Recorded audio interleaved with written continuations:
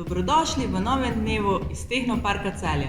Moje ime je Sabina, danes bomo naredili poskus Spusti jajce v kozarec.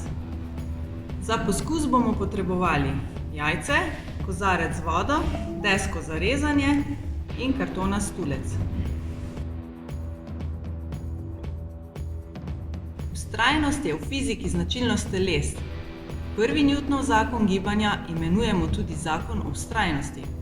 Vsako telo vztraja v mirovanju ali enakomernem premočrtnem gibanju, če ga ne prisilijo zunanje sile k spremembi tega stanja.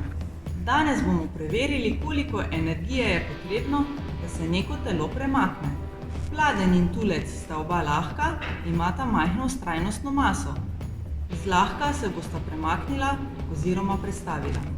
Jajce pa je po drugi strani težje, zato se ga težje premakne. Gravitacija je tista, ki ga potegne v kozarec.